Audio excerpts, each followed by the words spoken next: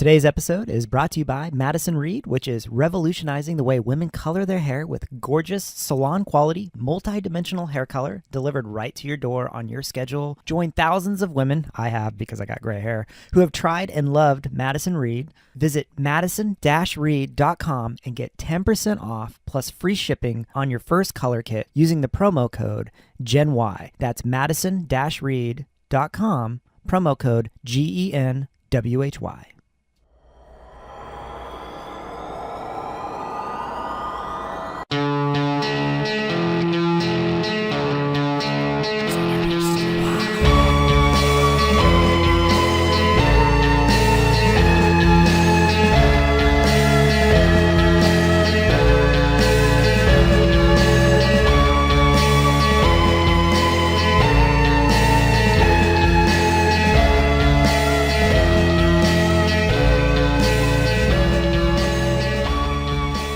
How you doing tonight, Aaron? I'm doing fine, Justin. How are you? I'm doing great. Patreon actually got rid of their fees, right? They were going to move the fees from us to the patrons, much to the dismay of us and other podcasters. I know I saw quite a number of posts from Lainey from True Crime Fan Club and from Dina with Twisted Philly, and we were all just like, what the hell? You know, we'll happily take the fee on. We don't need our patrons paying this. It's sort of like a tax on your goodwill. Luckily, the words reached the ears of the Patreon people and they changed their mind. I don't know what's going to come down the road, so we'll just keep an eye on it. Yep, so nothing's changed. Everything's back to the way it was. We will happily take the hit to pay fees when people donate money to us. We're putting out new content on the Peripheral and on Gen Y. And this episode that we're doing here, probably going to be, I would say it's going to be the last episode of the year, don't you think, Justin? Yeah. So you guys will have to chill, listen to the Patreon stuff for the next couple weeks. Or older episodes in our catalog. Absolutely. If there's ever an episode that you skipped, go back and check it out and see if there's something there. And if you go out to our Gen Y Pod shop, you can find all of our old archives out there. They are absolutely free. You just have to go download them, and because we run out of space on our feed, so sometimes you have to archive old stuff. Also, you might want to keep an eye on our Facebook or our Instagram because, well, there will be updates coming soon regarding meetups in 2018. I know we mentioned early on with our Patreon that we wanted to do more meetups. We want to meet all of you, so keep an eye out. We might be coming to your town. We're looking at Los Angeles right now and St. Paul, Minnesota. Who knows? We might be adding in another one. And we might be selling CDs because, well, net neutrality got repealed. Hey, get the content from us any way you can. Tonight's case is a mysterious death or murder mystery. It is a wild ride. What are we talking about tonight, Aaron? We're talking about a woman named Stacey Castor who lost 2 husbands to early deaths and whose 20-year-old daughter almost died as well. This happened in New York, 2005, the village of Weedsport. Stacey Castor met Michael Wallace in 1985. They were married after 5 years at Stacey's parents' house. She said that she was in love at first sight and wanted to marry this man within minutes of meeting him. Michael did have drinking problems, though, and he used drugs on occasion. He liked to party with his friends, didn't really settle down to a home life until after the birth of their daughter, Ashley. Stacey seemed very happy with her husband. Ashley was born in 1987. Their second daughter, Bree, was born a few years later in 1991. Ashley and Stacey were much closer, while Bree was Michael's little princess, Daddy's little girl. The lack of close bond between Ashley and Michael was said to be apparent, but it's one of those things where we all remember our childhoods differently.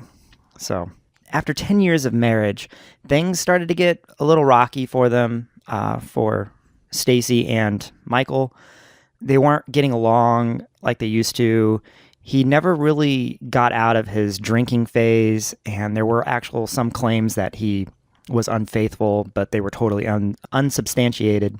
But whatever the case, they're just not getting along very well. In November, December 1999, Michael starts getting sick. He's behaving as if he's drunk.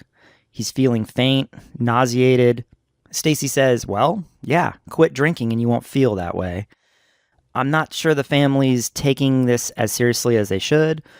Michael is asked to visit his doctor. His symptoms include nausea, coughing, headaches.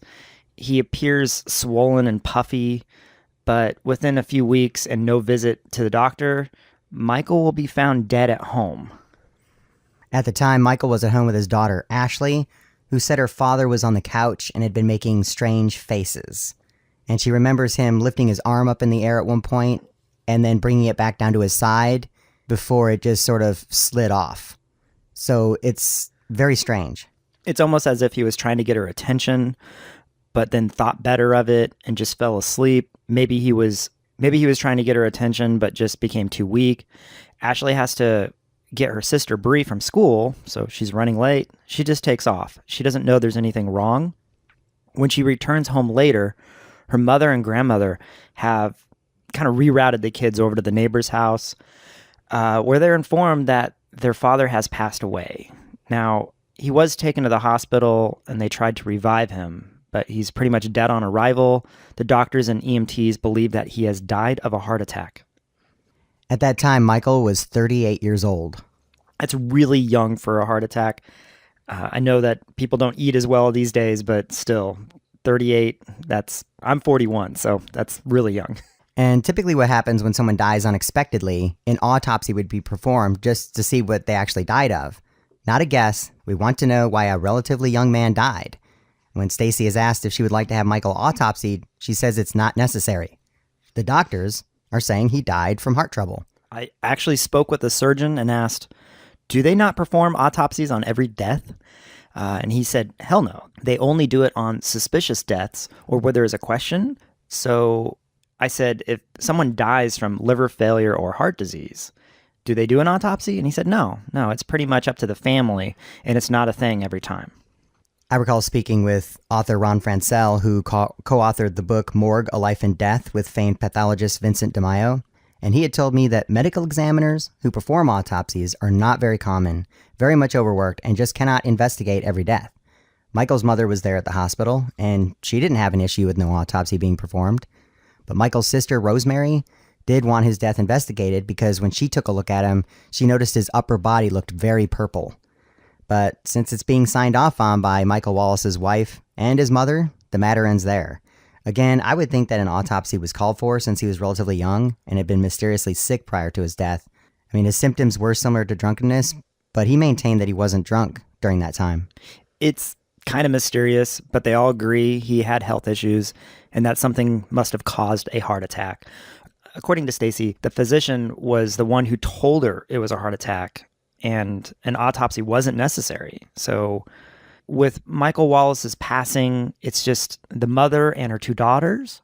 Stacey will collect a $50,000 life insurance policy, which she will use to bury her husband and get back on her feet.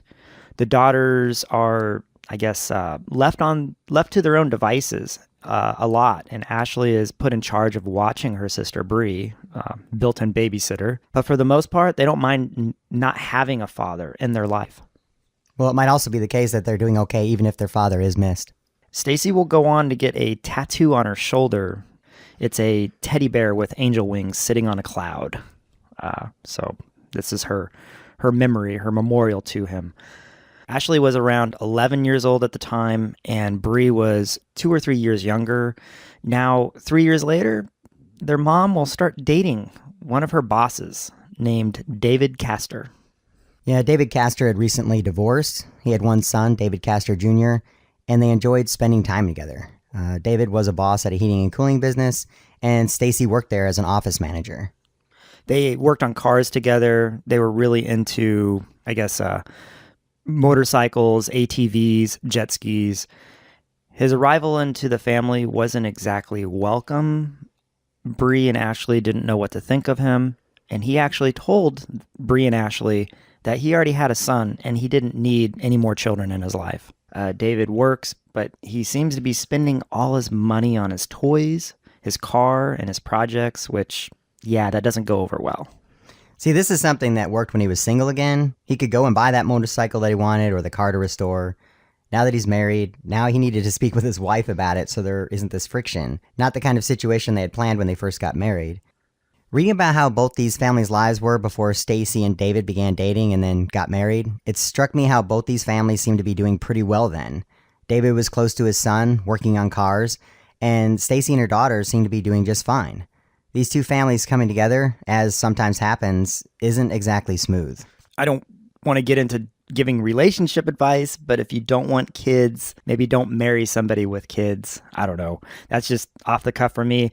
But when Ashley graduates high school, she actually gets the endorsement from her stepfather that she probably always wanted. David seemed very happy for her, and things seemed to take on a new tone in the household. But in 2005, they had planned to celebrate their anniversary by going to an amusement park together. Since Bree wasn't an adult, Stacey didn't want to leave her at home. I think she was 15 years old. Well, Stacey wanted to bring her with them and told David as much, and he didn't like this idea at all. Yeah, you don't tell a mother that she can't bring her child. That never goes over very well. It becomes sort of a knockdown, drag-out fight. This marriage already got off on the wrong foot in the beginning when David said he didn't need more kids, and Stacey was aware of that. Now he's saying Bree can't come on their anniversary weekend, and she's her daughter, so this just isn't going to work. They're arguing, having this fight. They're in the bedroom, and according to Stacey, he says, "Get away from me." So she backs out, closes the door, and leaves. The next day, Stacey goes to work, and being that she works with her husband and that they just had this fight, she finds it odd that he doesn't show up to work. So later on, she will call the house to check on him, but he won't answer. And around 2 p.m. in the afternoon, she calls in a welfare check on him because he's not answering or coming out of the house. Even though they're fighting, she is now concerned. She needs some intervention because he isn't talking to her, he's not responding to her. He's been in there a while, and she can't do this on her own. Sergeant Robert Willoughby arrives. Stacey expresses concern for her husband, says he's been depressed lately, and that he keeps a gun in their room. When the sergeant approaches the door, he can hear a TV or a radio on, but David does not respond to him from beyond the door. The sergeant breaks through the locked door, and he finds David face down, naked on the bed, and there's vomit. There are various bottles, a cranberry juice bottle, an apricot brandy bottle, and a bottle of antifreeze. Something terrible happened here. There's also a glass of green liquid, pretty much is the antifreeze. And an unused glass there as well. So they're looking at all these items, and they're thinking about how Stacey has said that he was depressed, and he apparently was drinking antifreeze mixed with alcohol to cover the bitter flavor or something to that effect. It was easier to drink for him to kill himself. Antifreeze can be sweet, so some companies add an agent to make it bitter to discourage animals and kids from drinking it in case they encounter it. It can be very deadly. I can't imagine, even if it's sweet, tasting very good. It's just not a pleasant thing. There's an idea here that David Castor was depressed. He had a motorcycle accident a few years before, and it was said that his work and his home life seemed to go downhill a bit since then. So perhaps this is just a culmination of personal and business troubles. You wonder if the accident did cause something significant to happen to his mood or his demeanor. If you remember, he was really into cars and motorcycles, all these different things that require antifreeze. So it's not uncommon for him to have it in his garage. This is very impactful to the family. They think it's out of the blue, and it's really hard on them. But even if they didn't get along, it's still family, and they still very much cared about him.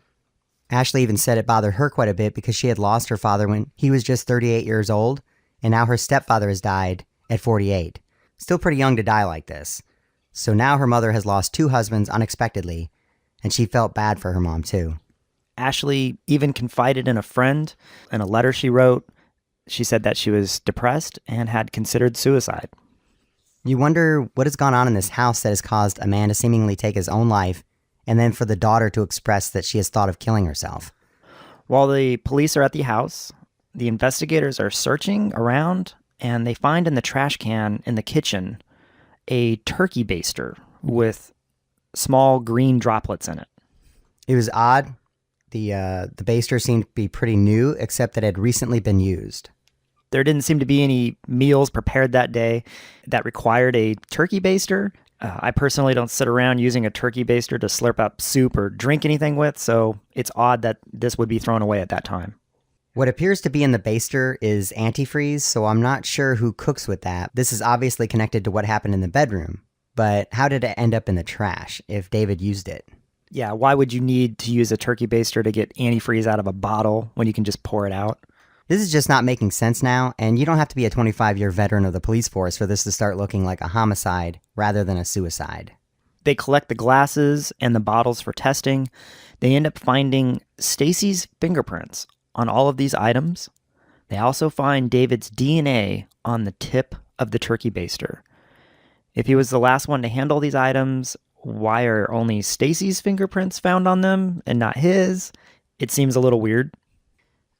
Stacey did admit to bringing him cranberry juice, so her print should be found on that bottle. And I know that the antifreeze bottle had a palm print on it, but they couldn't identify it, and they believe it's not Stacey's. Yeah. So the medical examiners will check into David's death. They'll find that he died from ethylene glycol poisoning. Investigators get a judge to sign off on some wiretaps for the phones that Stacey uses. They do this because they don't really buy into the suicide angle. And they set up surveillance at the Castor home and the cemetery where both of her former husbands have been buried and where the plot is waiting for her between the two men. Now, Stacey, in remembrance of her second husband, gets another teddy bear tattoo with angel wings on her other shoulder. So she has 2 tattoos now and 2 gravestones for her dead husbands. At this time, Ashley is graduated from high school and is preparing for college. Bria is still in high school. The family is seriously divided since the death of David. There are questions there. Stacey has David's will, and it reveals that she pretty much gets everything, leaving nothing to David Castor Jr., David's son. And he and his father were close. For him not to get anything, really, just doesn't make sense. The police are very suspicious of Stacey. What did the surveillance and wiretaps reveal, Justin? The wiretaps didn't reveal much because she never discussed what happened to David on the phone, but there are still suspicions because of what they found at the house. The phone records did reveal something, though. When she was asked about the day that David died, she had claimed that she had called him numerous times to check on him. But the call records show that she only called once, just before calling for help. There were also no calls the prior 3 days to David Castor's phone before this single call from Stacey. Also, she never visited David's grave or either of her husband's graves. Investigators are moving on her now. They bring her in for questioning under the guise of finishing up paperwork and getting some statements from her when they interrogate her. They start to ask her questions that she doesn't want to answer. Now, we say it all the time, don't just sit down with police in an effort to clear things up. You aren't qualified. Since she doesn't like where the line of questioning is headed, she stops answering questions and wants to speak with an attorney. We're going to take a quick minute to get a word from our sponsors. Everyone has a family member who tells the best stories, from boat trips across the Atlantic to hilarious college pranks. Storyworth makes it easy and fun for your loved ones to share those stories. Simply purchase a subscription for someone you love, and each week, Storyworth sends them an email with a question about their life. They reply with their story, either via phone or email. Then, after a year, their stories are bound into a beautiful keepsake book. And don't worry, your data is always secure. Everything is private by default. You control who sees your stories. It's a great way to learn about your relatives and bridge geographic distance. And Storyworth makes it easy to preserve your memories and pass them on to your children and their future families. It's a great holiday gift for anyone who enjoys telling stories. I gifted Storyworth to my mother, and I can't tell you how many times I've laughed or cried reading her stories. From her first pet, to how she got her name, to what it was like to spend time with her grandparents. These are memories you won't want to miss out on. For $20 off, visit storyworth.com/GenY when you subscribe. That's storyworth.com/GenY. We're also brought to you by Casper. Casper is a sleep brand that continues to revolutionize its line of products to create an exceptionally comfortable sleep experience one night at a time. With 3 mattress models to choose from, the original Casper, the Wave, and the Essential, Casper mattresses are perfectly designed to soothe and cradle your natural geometry. Not to mention, the breathable design helps you sleep cool and regulates your body temperature throughout the night. And it's delivered right to your door in a small, how did they do that size box with free shipping and returns in the US and Canada. But the best part is you can be sure about your purchase with Casper. With Casper's 100-night risk-free sleep on it trial. After all, you spend a third of your life sleeping, you should be comfortable. I love my Casper. It is the most comfortable mattress I've ever slept on. I choose hotels that have Casper mattresses. So start sleeping ahead of the curve with Casper. Get $50 towards any mattress purchase by visiting casper.com/GWP and use the code GWP at checkout. That's casper.com/GWP, offer code GWP for $50 off your mattress purchase. Terms and conditions apply. All right, back to the show. In early September 2007, her daughter gets pulled out of her first day of college to speak with detectives. They tell her that both her dad and her stepfather were murdered. They were poisoned. So this freaks Ashley out, and she calls her mom about it.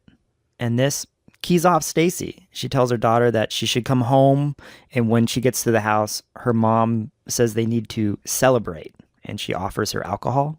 Yeah, I believe the way she put it was, we've been through a lot, let's get drunk. They start to drink, but Ashley thinks the alcohol tastes weird. Her mom keeps telling her it's fine, you just got to keep drinking it. But it doesn't really go anywhere. Ashley goes to bed, and the next day, her mom starts the day off with, hey, let's drink some more. Ashley says that it's not even noon yet, drinking before noon. Her mom says that by the time they get their supplies and start drinking, it will be afternoon.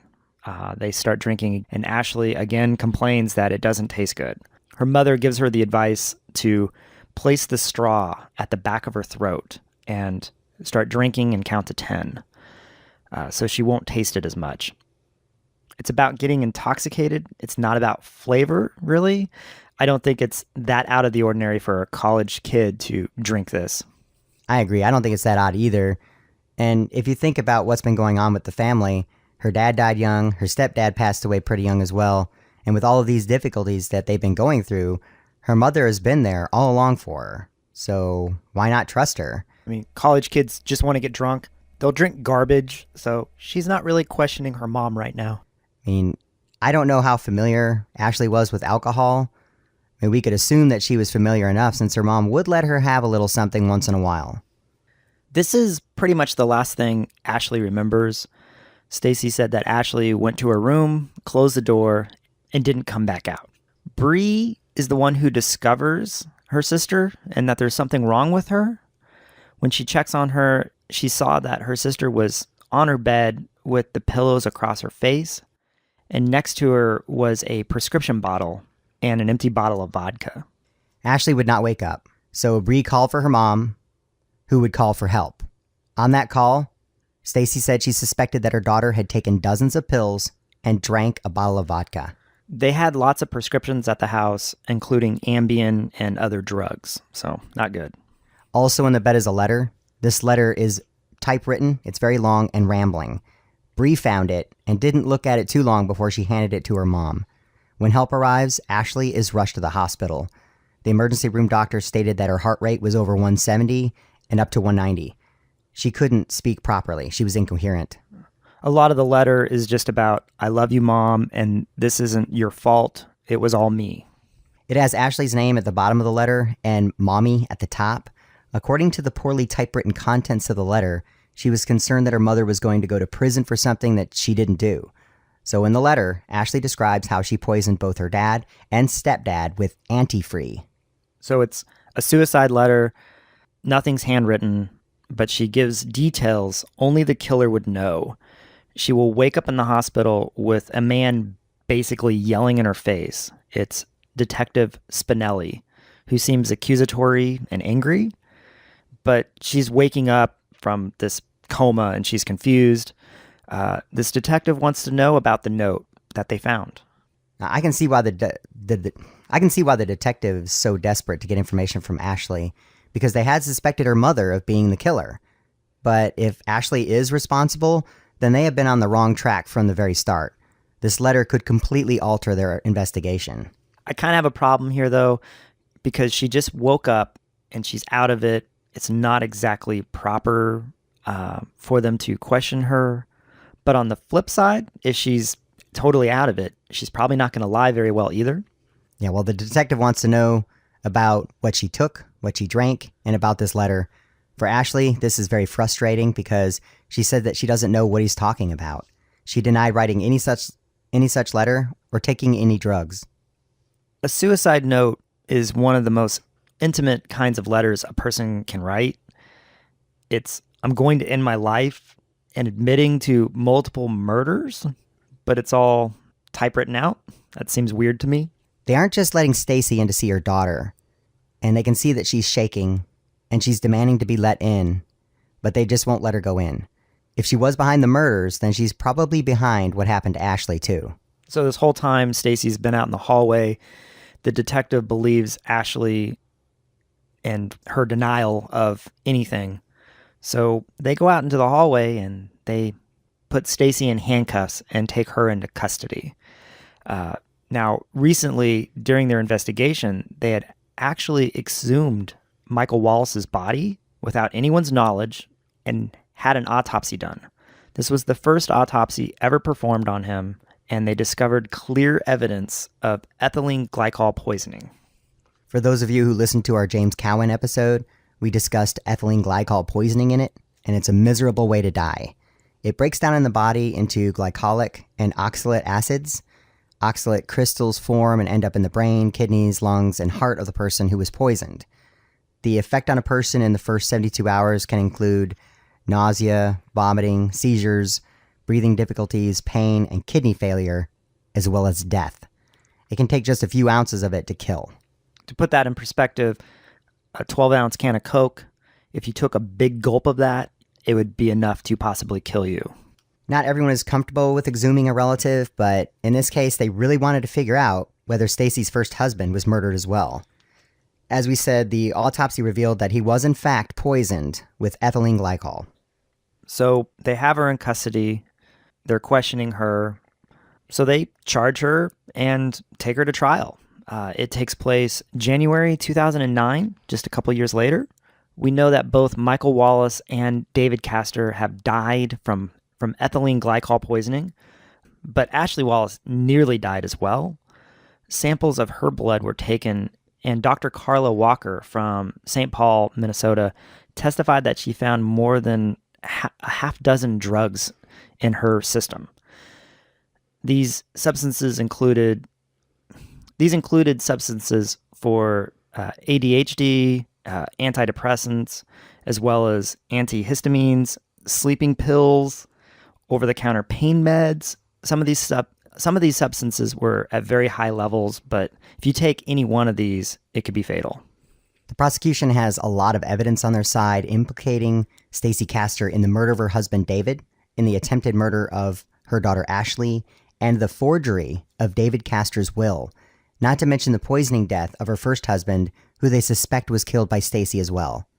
Speaking of the will, David's lawyer testified that the original will left everything to David's first wife or her children if she passed away. So they call their first witness to the stand, and they call Ashley. She was there to testify against her mother, but the defense is going to use her as their motive or their other suspect here. They have a pretty good theory going. Ashley has a detailed suicide letter where she admits to the murders and has written a letter to a boyfriend where she had expressed being depressed and considering suicide. The defense also pointed out that Ashley had troubled relationships with both her father and her stepfather, which could be part of her motive for these murders. And Ashley was the last person to see her father before he died and was home when her stepfather died. So they establish motive and opportunity here against Ashley, at least the defense does. The only problem is that prosecutors have covered their bases. The DNA from the turkey baster is only on the tip. That seems very intentional. It was used to deliver the antifreeze that they found in the glass to David Castor. They also know from their interview with Stacey Castor that she misstates antifreeze as anti-free, the same way she said it in the suicide letter, which is weird. They play the police interrogation for the jury. She makes mention that her husband probably died from drinking antifreeze because there was a show about a wife who kills her husband that way. It's not just the use of the word antifreeze that puts Stacey Castor in a bad position. It's also that they find on her computer that the suicide letter, as well as practice letters, were written under her profile at times when Ashley was at school. So the defense will want to argue that anybody could go and work under that profile on the computer, but the problem here is that everything is timestamped. So they can look at those timestamps and look at when Ashley was confirmed to be at school, and now they know, well, it wasn't Ashley that typed it up, and yet the letter is stating that it's from Ashley. So there's no way for Ashley to have typed up these letters. So we have timestamps on the file that prove they were written at times Ashley wasn't home. The fact that David and Ashley's fingerprints are not found on any of these items. Stacey's antifreeze word is on both the letter and she says it in the interrogation. The prosecutors also point out that using antifreeze to end someone's life makes little sense, as David owned a shotgun and it was right under his bed. Michael Wallace, David Castor, and Ashley Wallace were all poisoned. Stacey Castor, never poisoned. Stacey did take the stand in her own defense and kind of held her own, I guess, but basically only because she wouldn't give in to the prosecutors and admit to anything. The prosecutors, if you watch the video of this, he's yelling at Stacey. He's yelling his questions, and half of them aren't even questions. He's just yelling and accusing her of stuff. And she just sits there calmly and says, "Nope, it wasn't me." Pretty cold. Also during the trial, they will pull up the will for David, and they find that it's signed over to Stacey, but it's all in her handwriting. She has a friend that signed as a witness, but her friend claims that she had thought it was just a legal document and wasn't a will. Yeah, there was a married couple, Paul and Lynn Pulaski, who had supposedly witnessed David Castor signing this will. They signed on as witnesses. In 2005, they signed affidavits to say that they had witnessed David signing this will in 2003. But now they were trying to say that they had no idea that it was a forged will that they were signing, and that they signed as witnesses after David Castor's death in 2005. I can see them trying to help, as if, because there's no suspicion of murder back then. So maybe they were just trying to help their friend, but that was before they understood the magnitude of the situation. She's a single mom, and the will signed over to her, then she gets to take care of her family. But Stacey, under oath, admits to forging the will. She says she does this for her family and that she had to do it. David Castor Jr. had tried to contest the will, but since Lynn and Paul signed affidavits, he dropped this quest. But when they changed their story, he would again attempt to contest the will and to get the money. Now they call Bree to the stand to testify, and when she talks about finding Ashley in her room, she says that her mother didn't call 911 right away. She says that Stacey looked around a bit and seemed to be stalling. She said that her mother didn't seem too worried about getting any immediate help for Ashley. The defense built their case around Ashley being the culprit. The prosecution built theirs around Stacey being a murderer. The jury later spoke about the trial, and they believed Ashley, not Stacey.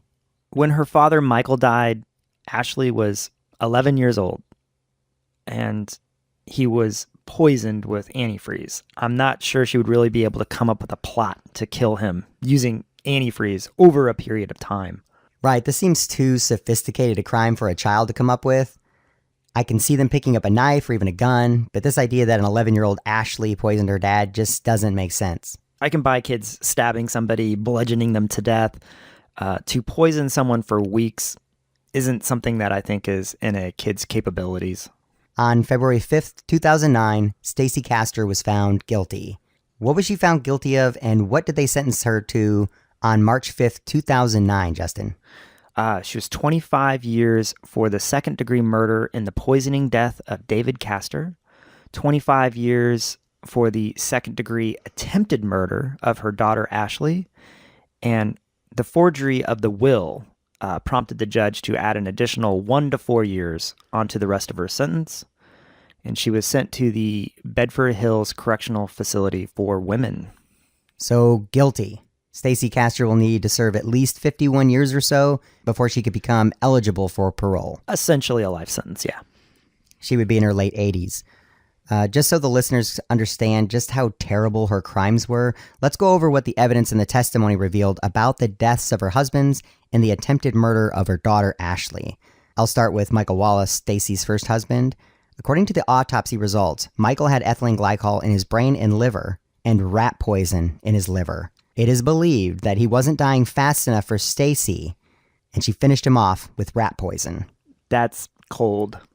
David Castor, her second husband, was poisoned by Stacey over a 4-day period.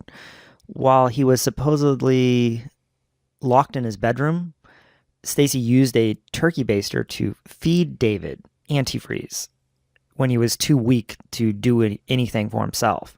Ashley, her daughter, was drugged by her mother with sleeping pills and then spoon-fed vodka and prescriptions over a period of 17 hours. David Castor Jr. spoke at the sentencing. He said, "Your Honor, she is a monster and a threat to society. She has created so much pain and death with this, creating multiples of pain and death with this in the families of those she hurt." I think the sentence is just. Even after all of this, Stacey has maintained her innocence. Her defense attorney said that he would appeal. I find that it's very obvious from the physical evidence that she's responsible for these crimes. She had the knowledge and the opportunity for both. The defense had some major issues with the trial. We know that they didn't like the prosecutor yelling at their client. I mean, at one point, her lawyer even asked for a mistrial because of this. Is that badgering the witness, Justin? A little bit, but, I think it works. I think sometimes what happens is, just like you have your armchair detectives at home that get really angry with somebody that they're reading up on, I think some of these prosecutors feel the same way. Yeah. They felt that including details about the death of Stacey's first husband wasn't fair to her. I mean, I get that. I get why her lawyers would have a problem with that. After all, she wasn't charged with his death. This was basically, she killed before and got away with it. Are you going to let her off now? In the end, though, I think it's fair to say that no lawyer could have saved her from the guilty verdicts. Yeah. I think her defense attorney actually did a wonderful job, as best as he could. Maybe wonderful is the wrong word choice, but as much as I found what he did was despicable, he did the best to paint a different theory to protect his client, Stacey. I don't understand how some of Stacey's family still supports her to this day. So there's a big divide in the family, and her mother still believes in her daughter, Stacey. Yeah, her mother and her stepfather and some other relatives on her side of the family all believe her and believe that Ashley murdered her fathers and tried to take her own life. After the death of David Castor, Stacey got another boyfriend. And he even attempted to help her. While she was being held by the authorities, he called to tell her that he found a prescription bottle hidden in the closet. She said, "No matter what you do, don't give that to anyone." This call was recorded. I wonder if it had her fingerprints or DNA. I'm sure it tied in somehow. I guess what I find most surprising was that he wanted to date her. Does he not know who she is? I mean, she's a black widow, right? In late 2007, Ashley Wallace had gotten into trouble with Stacey's new boyfriend, Michael. She had some belongings that were left at her mother's house, and she got into an argument with him about it. She told him to watch his back. Well, this guy felt threatened, and he reported it to the police. Ashley and her boyfriend's dad, Mark Gandino, visited her mom's house, and Gandino threatened Michael by telling him, "You're going to be dead. I know where you live." So Michael is dating a murderer and is getting death threats from her family and her daughter's boyfriend, her daughter's boyfriend's dad. I don't feel much sympathy. Is this really a situation he wants to be in? I would just assume he wouldn't want to be involved with this circus, but people like drama. On June 11th, 2016, Stacey Castor is found dead at the Bedford Hills Correctional Facility for Women. There was a lot of hoopla about this being a murder or something suspicious, but an autopsy revealed that she died from a heart attack. I take a little bit of issue that they bothered with an autopsy when they didn't do it before, and they spent taxpayers' money on this, but whatever. With her death, David Castor's son, David Jr., gets a motion approved by a judge to move his father away from his killer. Because remember, back at the cemetery, they had them all lined up with tombstones and plots next to each other, and his son doesn't really want him there. Some of the friends said, "What is she doing? Starting a collection?" And you think about her tattoos, which really are terrible. The bears and the clouds, it's just really poor quality. If you do get a memorial tattoo of somebody, a loved one, you might want to spend a little bit more money on it. So the fact that her dead husbands are buried near her and Stacey's plot would be in between them. David Castor Jr. didn't just get to move his father's body, but he also got the right to destroy his tombstone. It had Stacey's name on it, as she was his wife. You can imagine just how much of a relief that must have been to wreck that tombstone. Someone has described these burial plots that Stacey has as a monument to murder. And what's really frightening is I had read that not only was David Castor and Michael Wallace buried there, but also her father, Jerry Daniels. I don't think I'm going out on a limb here, but if Ashley Wallace had died, I wonder where she would have ended up. In 2010, District Attorney Bill Fitzpatrick, who had battled her at trial, announced that he was investigating the death of Jerry Daniels, who was Stacey's father. He had been in the hospital with a lung issue, and before he was to be released, Stacey visited him, and everyone saw her there with an open soda can. The next day, he was dead. A bit unexpected. No autopsy can be performed, as Stacey had her father's remains cremated. A coincidence that a man in Stacey's life suddenly dies? Was she possibly a serial killer? We'll never know. The suspicion is there, but with no body and no testing to be done, we just cannot say for certain. But I don't have any doubt that once you consider the two murders, as well as the attempted murder of her daughter, that Stacey Castor would have been a serial killer if she didn't end up as one prior to her death. The last time I checked, the definition of a serial killer was 2 or more victims with a cooling down period. This definition changes. Sometimes it's 3 or more, but with 2 or more, I consider her a serial killer. Yeah, I don't have any problem with anyone labeling her a serial killer. You can just take Jerry Daniels out of the picture, and you still have the attempted murder of her daughter, Ashley. This attempted murder really, really was hard on this family because Ashley and Bree, they stuck together, which is great, but they lost their mother. They lost their mother because of the murder she committed. She almost took her daughter's life, and then she ended up dying in prison. They say family is everything, but in this case, I'm not sure that Stacey Castor is family. She's a monster. We'd like to thank our sponsors, Casper. With 3 mattress models to choose from, the original Casper, the Wave, and the Essential, Casper mattresses are perfectly designed to soothe and cradle your natural geometry. Not to mention, the breathable design helps you sleep cool and regulates your body temperature throughout the night. And it's delivered right to your door in a small, how did they do that size box, with free shipping and returns in the US and Canada. But the best part is you can be sure about your purchase with Casper. With Casper's 100-night risk-free sleep on it trial. After all, you spend a third of your life sleeping, you should be comfortable. I love my Casper. It is the most comfortable mattress I've ever slept on. I choose hotels that have Casper mattresses. So start sleeping ahead of the curve with Casper. Get $50 towards any mattress purchase by visiting casper.com/GWP and use the code GWP at checkout. That's casper.com/GWP, offer code GWP for $50 off your mattress purchase. Terms and conditions apply. We also like to thank Madison Reed, which is revolutionizing the way women color their hair with gorgeous salon quality multi-dimensional hair color. My wife and I have tried it. We love it. Yeah, I've tried it. It's good stuff. Join hundreds of thousands of women who have tried and loved Madison Reed. Visit madison-reed.com and get $10 off plus free shipping on your first color kit using the promo code GENY. That's madison-reed.com and promo code GENWHY.